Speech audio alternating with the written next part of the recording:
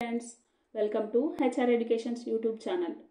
ఈ వీడియోలో మనం ICC women's one day international world cup 2025 గురించి కొన్ని ముఖ్యమైన కరెంట్ అఫైర్స్ తెలుసుకుందాం. Final match India versus south Africa మధ్య నవంబర్ 2, 2025న డివై పాటిల్ స్టేడియం, నవీ ముంబైలో జరిగింది. ఈ వరల్డ్ కప్ని సౌత్ ఆఫ్రికాపై ఇండియా గెలుచుకుంది.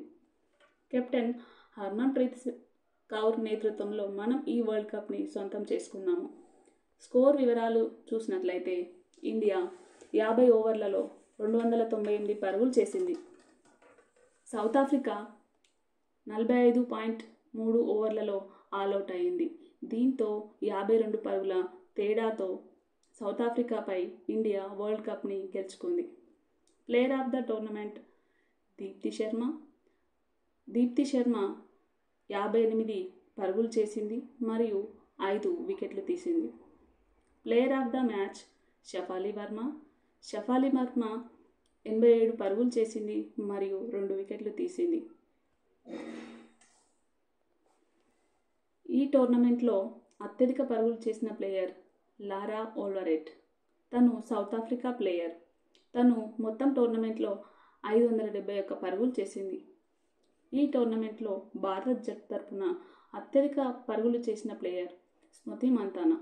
తను 434 పరుగులు చేసింది. ఈ టోర్నమెంట్లో అత్యధిక వికెట్లు తీసిన ప్లేయర్ దీప్తి శర్మ. తను 22 వికెట్లు తీసింది. ఇప్పుడు మనం వరల్డ్ కప్ చరిత్ర గురించి తెలుసుకుందాం. వన్డే వరల్డ్ కప్ అనేది 1973 నుండి ఆడుతున్నారు. ఫస్ట్ వన్డే వరల్డ్ కప్ ఇంగ్లాండ్లో జరిగింది. ఇంగ్లాండే విన్ అయింది. ఇప్పటి వరకు ఎక్కువసార్లు వరల్డ్ కప్ని ఆస్ట్రేలియా 7 టైమ్స్ గెలుచుకుంది. సెకండ్ హైయెస్ట్ వచ్చేసి ఇంగ్లాండ్ 4 సార్లు గెలుచుకుంది. ఇప్పటి వరకు భారతదేశం మహిళల క్రికెట్ జట్టు ఫైనల్కి 2 సార్లు చేరుకుంది. అది 2005 మరియు 2017లో, కానీ విన్ అవ్వలేకపోయింది.